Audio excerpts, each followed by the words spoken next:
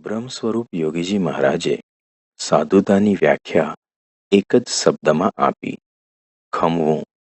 ખમવું તે સાધુતા. યોગી બાપાના અંતરમાંથી વહીર પડેલા આ ઉદ્ગારો તેમના અનુભવોમાંથી ઝબકોડાઈને આવ્યા છે. યોગીજી મહારાજ એવા મહાપુરુષ હતા કે જેઓએ પોતાના જીવનમાં અકલ્પ્ય પીડા સહન કરી, પણ મુખારવિંદ ઉપરથી બ્રહ્માનંદ પડ માત્ર ઓસર્યો નહીં. એવું લાગે કે જાણે દુનિયા માત્રનું દુઃખ યોગી બાપાએ સહન કરી લીધું અને છતાંય દુનિયા માત્રનો આનંદ ભોગવી લીધો. સ્વામી કૃષ્ણચરણ દાસના આશીર્વાદ મેળવીને જૂનાગઢ મંદિર છોડનાર 7 સંતોનું નેતૃત્વ વિજ્ઞાનદાસ સ્વામીનું હતું. વિજ્ઞાનદાસ સ્વામી સાથે યોગીજી મહારાજે 17 વર્ષ સુધી વિચરણ કરેલું. ગુરુ વિજ્ઞાનદાસ અને શિષ્ય યોગીજી મહારાજની પ્રકૃતિમાં આકાશ પાતાળની ભિન્નતા હતી. ગુરુ અતિશય ક્રોધી, શિષ્ય અતિશય શાંત. ગુરુ દુરાગ્રહી, શિષ્ય સદા અનુકૂળ. ગુરુ અસહિષ્ણુ, શિષ્ય સહનશીલ. યોગીજી મહારાજની સાધુતા ગુરુને મન લાચારી હતી. પરિણામે એમની વચ્ચે એવા પ્રસંગો ઊભા થતા જેમાં ગુરુની ક્રોધાવશ અવસ્થાના દર્શન થતા. યોગીજી મહારાજ ગુરુનો ક્રોધ કે એમના તરફથી થતી મારઝૂડ કશી જ ફરિયાદ વિના ગળી જતા. એટલું જ નહીં, પણ ગુરુના વિશે મનમાં કોઈ હીનો વિચાર પણ પ્રગટ થવા ન દેતા. એક વખત વિજ્ઞાનદાસ સ્વામી તથા અન્ય સંતોને જમાડીને યોગીજી મહારાજ મંદિરના મેળે ભંડારમાં જમવા બેઠા. તેઓ હંમેશા ઊભા પગે જમવા બેસતા. 2 ગોઠણ વચ્ચે નીચું માથું રાખીને નીરસ ભાવે પાત્રમાં પાણી નાખી મેળાવીને ઉતાવળે જમી લેતા. આમ જમવાની તૈયારી કરતા હતા ત્યાં વિજ્ઞાનદાસ સ્વામી આવી પહોંચ્યા. એમની ક્રોધ વૃત્તિ સળવળી ઉઠી. એકાએક આવેગ આવી જતાં તેમને બાજુમાં પડેલી સાણસી લીધી અને પૂરા જોશથી યોગીજી મહારાજના જમણા પગમાં પિંડી ઢીંચણ નીચે સાણસી વડે ચીપટી ભરી. યોગીજી મહારાજના પગ બહુ પાતળા હતા અને પિંડી જાણે માંસ વગરની હોય તેમ પાતળી છતાં પોચી હતી. સાણસીની સખત ચીપટીથી પિંડીમાંથી ચામડી સાથે માંસ બહાર આવી ગયું અને લોહીની ધારા છૂટી. જરા જેટલો પણ ઊંકાર કર્યા વગર જાણે કશું બન્યું જ નથી એમ માફી માગવા યોગીજી મહારાજ ઊભા થવા ગયા, પણ ઊભા થવાની તાકાત પગમાં રહી નહોતી. પગનું બંધન છૂટતાં સખત વેદના અનુભવતા એ ત્યાં જ ઢળી પડ્યા. શિષ્યને કણસતા છોડી કઠોર હૃદયી ગુરુ ત્યાંથી તરત ચાલ્યા ગયા. પાછળથી બીજા ભક્તોએ તેમના પગે પાટાપિંડી કરાવી, પણ પગની એ પિંડીમાં કાયમ માટે પડેલું કાળું ચાઠું એમને વેઠેલી અપાર યાતનાઓનું જીવનભર નિશાન બનીને રહ્યું. આવું ઘોર કર્મ કરનાર વિજ્ઞાનદાસ એકવાર સોખડામાં ખુલ્લા મેળા ઉપરથી યોગીજી મહારાજને ધક્કો મારીને ઠેઠ મંદિરના ફળિયામાં ફેંકેલા. લગભગ 14-15 ફૂટ ઉપરથી આમ નીચે પડતા માણસની શી સ્થિતિ થાય એ કલ્પી શકાય એમ છે. પણ શ્રીજી મહારાજે યોગીજી મહારાજની રક્ષા કરી લીધું અને એ બચી ગયા હતા. એક વખત તો વિજ્ઞાનદાસ સ્વામીએ માજા મૂકી દીધી. એક દરબારે રસોઈ માટે સીધું આપ્યું. તેમાં ઘીની તપેલી આપવી ભૂલી ગયા. ભોજન વખતે ઘી વગરની કોરી રોટલી જોઈ દરબાર અકળાઈ જેમ તેમ સંભળાવી ત્યાંથી ચાલ્યા ગયા. વિજ્ઞાનદાસ સ્વામીએ વગર વાંકે યોગીજી મહારાજ ઉપર ચૂલામાંથી બળતું લાકડું લઈને મારઝૂડ કરી. આખા શરીરે સોળ પડી ગયા. છાતીમાં લાલ ચકામાં ઉપસી આવ્યા. બેસુમાર મારથી યોગીજી મહારાજ મૂર્છાવશ થઈ બેભાન થઈ ગયા. મારીને થાક્યા એટલે જોગીને પ્રાયશ્ચિતનો એક ઉપવાસ આપી ગુરુ આરામમાં ગયા. કલ્પી પણ ન શકાય એવો ઘોર શારીરિક ત્રાસ વિજ્ઞાનદાસ સ્વામીશ્રી ઉપર ગુજારતા. તેમ છતાં યોગી બાપા કહેતા કે ગુરુ મારે તો હું ઊભો રહું, ગુરુ રાજી થાય ને ટોકે તો આપણે આગળ વધીએ. જેની સાથે આપણે એક દિવસ પણ વિતાવી ન શકીએ એવા વ્યક્તિ સાથે યોગીજી મહારાજે 17 વર્ષ સુધી દિવસ રાત કાઢ્યા. 2-3 પ્રસંગો જ હૈયું વલોવી નાખે છે તો 17 વર્ષો સુધી હસતા મુખે આ પીડા સહન કરનાર યોગી બાપાની સાધુતાનો ત્યાગ ક્યાંથી મળે? આ પ્રસંગોને આંખો સામે રાખીએ તો સત્સંગમાં કે જીવનમાં આપણને કાંઈ સહન કરવું પડતું હોય તેવું લાગે ખરું? એકવાર યોગીજી મહારાજ સંતો સાથે નારાયણધરે સ્નાન કરવા પધાર્યા. તે વખતે જૂના મંદિર મૂડીના 2 સાધુઓ, સાધુ ઉત્તમચરણદાસ તથા નારાયણ પ્રસાદ દાસ પણ ત્યાં આવ્યા હતા. તે બંનેનો યોગીજી મહારાજને મારવાનો દુષ્ટ આશય હતો. યોગીજી મહારાજ નારાયણધરામાં સ્નાન કરવા ઉતર્યા એટલે તેઓ પથ્થર લઈને કિનારા ઉપર આવ્યા. અમાસના સમયાને કારણે ઘણા હરિભક્તો અહીં આવ્યા હતા. તેઓ સ્નાન કરતા હોવાથી આ સાધુઓને પથ્થર મારવાની તક મળી નહીં. પરંતુ યોગીજી મહારાજ બહાર નીકળ્યા ત્યારે અપશબ્દોથી પ્રહાર કરવામાં આ સાધુઓએ કાંઈ જ બાકી ન રાખ્યું. યોગીજી મહારાજને મન તો અપમાન એ સાધુતાના શણગાર હતા. તેઓ હસતા હસતા ત્યાંથી ચાલી નીકળ્યા. સમય જતા યોગી બાપાને અપશબ્દો બોલનાર આ સાધુ નારાયણ પ્રસાદ દાસ એકવાર યાત્રાએ નીકળ્યા. કારિયાણી જવું હતું, પરંતુ રસ્તામાં તેને કાચ વાગ્યો. વરસાદ હોવાથી ઘામાં પાણી ચડી ગયું અને પગ પાક્યો. એક સાધુ સાથે બોટાદ સ્ટેશને ઉતરી ઘોડાગાડી કરીને બંને સારંગપુર આવ્યા. માર્ગમાં ખૂબ જ ગારો હતો એટલે ઘોડાગાડીવાળાએ અહીંથી કારિયાની જવાની ના પાડી અને ભાડું લઈને તે બોટાદ ચાલ્યો ગયો. સારંગપુર હનુમાનજીના દર્શન કરવા ગયા પણ મંદિરના દરવાજા બંધ થઈ ગયા હતા. વરસાદ વરસતો હતો. પોતે જૂના મંદિરના સાધુ છે, તેથી નવા મંદિરમાં તેમને ઉતારો નહીં મળે તેવી તેમને ધારણા હતી. પગ પાક્યો હતો એટલે નારાયણ પ્રસાદને પીડા ખૂબ થતી હતી. ન છૂટકે તેમને રાત્રિના 11 વાગે સારંગપુર મંદિરના દ્વાર ખટખટાવ્યા. રાત્રિની કથા ચેષ્ટા કરી સૌ સૂઈ ગયા હતા. ફક્ત યોગીજી મહારાજ સૂવાની તૈયારી કરતા હતા. ત્યાં ચોકિયાત પાર્ષદે ખબર આપ્યા કે 2 અજાણ્યા સાધુ આવ્યા છે અને મંદિરમાં ઉતારો માંગે છે. યોગીજી મહારાજ દરવાજા સુધી લેવા ગયા અને આવકાર આપ્યો. પછી જમવા માટે આગ્રહ કર્યો. ભંડારમાં રસોઈમાં કશું વધ્યું ન હતું, તેથી ઠાકોરજીના થાળની પૂરી, અથાણું અને મગજના લાડુ આપ્યા. બંને સાધુઓ ખૂબ જ ભૂખ્યા થયા હતા. કોડીએ કોડીએ તેઓ યોગીજી મહારાજનો પ્રેમ મમડાવી રહ્યા. સ્વામીશ્રીએ તેમને સૂવા માટે આસનો પણ તૈયાર કરી આપ્યા. તે બંને સાધુઓ આસન ઉપર આવ્યા એટલે યોગીજી મહારાજે તેઓને આવવાનું કારણ પૂછ્યું. ત્યારે નારાયણ પ્રસાદે કહ્યું, કારિયાણી દર્શને જવું છે, પરંતુ વરસાદને લીધે ગાડીવાળાએ અહીં ઉતારી મૂક્યા છે. એમ કહી વહેલી સવારે કારિયાણી જવાની ઈચ્છા દર્શાવી. વહેલી સવારે યોગીજી મહારાજે તેમને ગાડું જોડાવી દીધું.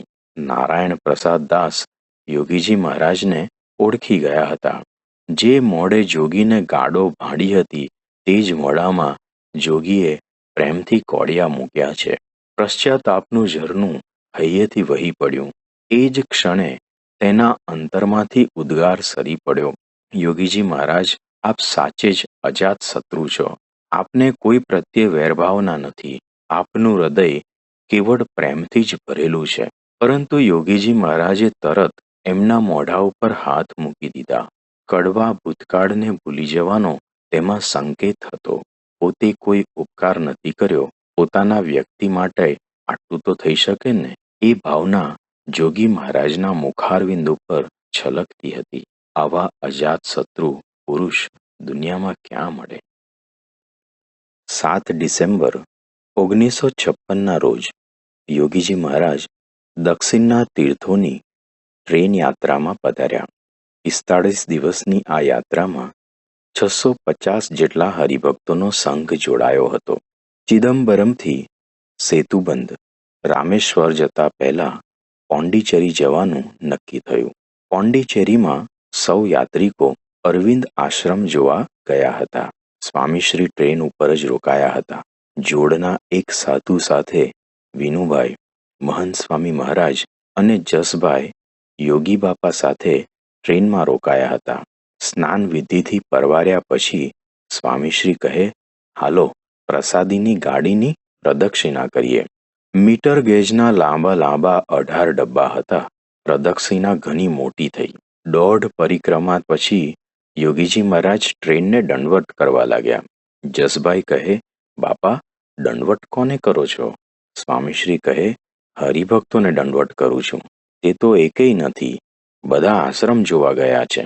સ્વામીશ્રીએ તરત જ કહ્યું, હરિભક્તોનો સામાન તો છે ને? યોગીજી મહારાજની મહિમાની આ પરાકાષ્ઠા નિહાળતા સૌ સ્તબ્ધ બની ગયા.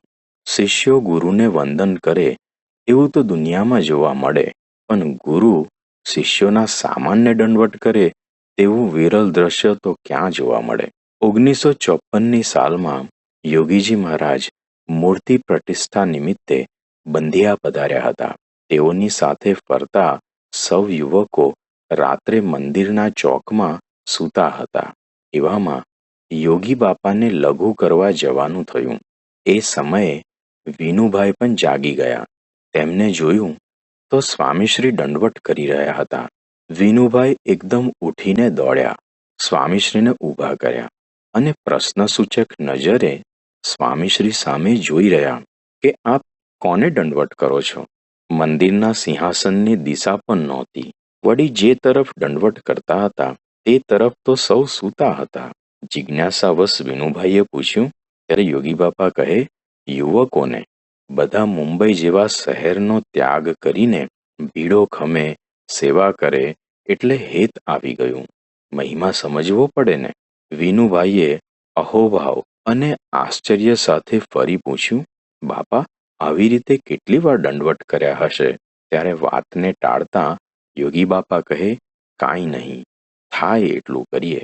મધરાતે કોઈને ખ્યાલ ન આવે તેમ યોગી બાપા યુવકોને દંડવત કરતા હતા. તેઓનું અંતર કેટલી નિર્દંભતા, નિર્મળતા અને મહિમાથી છલકાતું હશે. ખરેખર યોગીરાજની મહિમા દ્રષ્ટિનો જોટો જડે તેમ નથી. સૌનો આવો મહિમા સમજી સેવા કરીએ તો આપના અંતરમાં પણ યોગીજી મહારાજની જેમ ઉત્સાહ અને આનંદના ફુવારા છૂટે. એકવાર યોગીજી મહારાજ ટ્રેનમાં સંતો સાથે સારંગપુર આવી રહ્યા હતા. આ દરમિયાન સ્વામીની વાતો અને વચનામૃત ઉપર નિરૂપણ કરી યોગીજી મહારાજે સૌને ખૂબ આનંદ કરાવ્યો. વઢવાણ સ્ટેશનેથી કેટલાક યુવાનો ટ્રેનમાં ચડ્યા. યોગીજી મહારાજ તો અલમસ્ત સ્થિતિમાં કીર્તનો ગાઈ રહ્યા હતા. પેલા યુવાનોએ ટ્રેન શરૂ થતાં ગંજીપો એટલે કે પત્તા રમવાનું શરૂ કર્યું. તેમને આ કીર્તનોથી વિક્ષેપ પડતો હતો. તેથી તેમાંના એકે યોગી બાપાને કહ્યું, ઓ સાધુ મહારાજ, ભજન બંધ કરો, અમારે અહીં પત્તા રમવા છે અને તમે નકામા ઘાંટા તાનો અવાજ કરો છો. આ સાંભળી યોગીજી મહારાજ કીર્તન બોલતા બંધ થઈ ગયા. પરંતુ ગંજીપો રમનારા રમતમાં એટલા બધા મશગુલ થઈ ગયા કે તેમને રાણપુર સ્ટેશને ઉતરવાનું હતું તે સ્ટેશન ચૂકાઈ ગયું અને બોટાદ પહોંચી ગયા. રાતના 2 વાગી ગયા હતા. એટલે આખી રાત ઠંડીમાં હેરાન થયા. વળી રાણપુરથી બોટાદ સુધીનો ટિકિટ ચાર્જ પણ આપવો પડ્યો. તેથી એક સાધુ બોલી ઉઠ્યા, આપણને કીર્તન ગાવા ન દીધા તેથી કેવી દશા થઈ? તરત જ યોગીજી મહારાજે તે સાધુને કહ્યું, ગુરુ, એવું ન બોલાય. આપને તેમનો ગુણ લેવો. જેવો ગંજીપો રમવાનો તેમને વેગ છે તેવો જ આપને ભગવાન ભજવાનો વેગ રાખવો જોઈએ. યોગીજી મહારાજની આંખો, મન કે હૃદય અવગુણ જોઈ જ શકતા નહીં.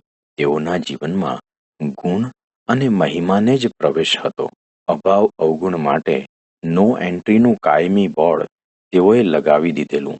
યોગીજી મહારાજના જીવનમાંથી પ્રેરણા લઈ વિરોધ કરનારનો પણ ગુણ જ ગ્રહણ કરવાની ટેવ પાડીએ તો ગમે તેવી પરિસ્થિતિમાં પણ અંતરે શાંતિ રહે. ગુણગ્રહણ અને મહિમા દ્રષ્ટિ સત્સંગમાં ટકવા અને ચડતા રંગ સાથે આગળ વધવા માટે અનિવાર્ય છે. બળવંત, કેમ ઉઠ્યા?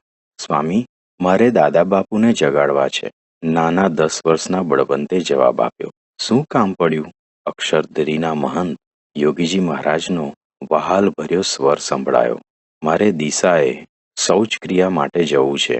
બાળકે સામે દૂર પથારીમાં બેઠેલા સાધુ તરફ દીન નજરે જોઈને કહ્યું. અહો, એમાં શું, હું તમને લઈ જઈશ. દાદા બાપુને ન જગાડશો. હાથમાંની માળા પથારીમાં મૂકી યોગી બાપા ઊભા થયા. ચોમાસાના એ દિવસો હતા. બહાર ભારે ગાજવીજ સાથે વરસાદ વરસતો હતો. ખૂણામાં પડેલો એક કોથળો ઉપાડતા યોગી બાપા કહે, બળવંત, આ કોથળો માથા ઉપર ઓઢીને શરીરે લપેટી લેજો. હું પાણી ભરી આવું એટલે તમને બહાર લઈ જઉં. યોગી બાપાએ નાના તગારામાં થોડો ગારો નાખી આંબલીના ઝાડ નીચે 2 પથરા વચ્ચે તગારું ગોઠવી દીધું. પાણી ભરેલો પિત્તળનો લોટો પણ મૂકી દીધો. આંબલીના થડ પાસે આ ગોઠવ્યું હતું જેથી બાળક વધુ પલળે નહીં. પછી ઓરડીના બારણા પાસે આવી ધીમેથી કહે, બળવંત સંઘ, આવો. બાળક ઉઠીને ચાલ્યો. યોગી બાપા પોતાના 2 હાથ વડે કોથળાને માથા ઉપર ઓઢાડીને બળવંતને આંબલીના ઝાડ નીચે લાવ્યા અને કહે, અહીં દિશાએ જઈ આવો. સ્વામીશ્રી થોડે દૂર જઈને ઊભા. બળવંતસિંહ દિશાએ જઈને ઊભો થયો એટલે બાપાએ બીજા લોટાના પાણીથી તેના હાથ માટી વડે ધોવડાવ્યા. પછી બાળકને કહે, બળવંત સંઘ, ઓરડીમાં પગ લૂછણિયું પડ્યું છે તે ઉપર પગ લૂછીને પથારીમાં હવે સૂઈ જાઓ. યોગી બાપાના વહેને વહેને હેત નીતરતું હતું. ક્ષણમાં બાળક બરાબર નિંદ્રાધીન થઈ ગયો. યોગીજી મહારાજ આંબલી પાસે આવી વિષ્ટાનું તગારું ઊંચકી થોડે દૂર ચાલીને ગટરમાં નાખી ધોઈ સાફ કરી ઊંધું વાળીને ફરી આંબલી પાસે મૂકી દીધું. વરસાદ ધોધમાર પડતો હતો. વચ્ચે વચ્ચે થતા વીજળીના ચમકારાથી અને આ સ્થાનના અનુભવના આધારે યોગીરાજે આ બધી ક્રિયા અંધારામાં આટોપી. એ પછી હસ્ત પ્રક્ષાલન કરી બંને લોટા માંજી યોગી બાપાએ સ્નાન કર્યું. ભીના લુગડા બળપૂર્વક નીચોવ્યા અને ઓરડીમાં બાંધેલી દોરી ઉપર સૂકવ્યા. એ વખતે મોડી રાત્રે 12 ઉપર 1 વાગ્યાનો સમય થઈ ગયો હશે. મુસળધાર વરસતા વરસાદમાં તરબોળ ભીંજાયેલા યોગી બાપાના મુખ ઉપર પ્રેમ, દયા અને કરુણાના ભાવો જગારા મારી રહેલા. મધરાતે અડવાળના અરસંગ બાપુના પૌત્ર બળવંત સંઘની સેવા કરનારા અક્ષરદેરીના મહંત યોગીજી મહારાજના હૃદયમાં ભક્તોની સેવાનો કેવો સાગર ગુગવતો હશે. સત્પુરુષની આવી નિસ્વાર્થ સેવા સરભરા અને અકારણ કરુણા માનનારા સેંકડો ભક્તોના હૃદયમાંથી એ જ ઉદ્ગારો ઉઠે છે, હૈયાના હેત ન ભૂલાય, સ્વામી તારા હૈયાના હેત ના ભૂલાય.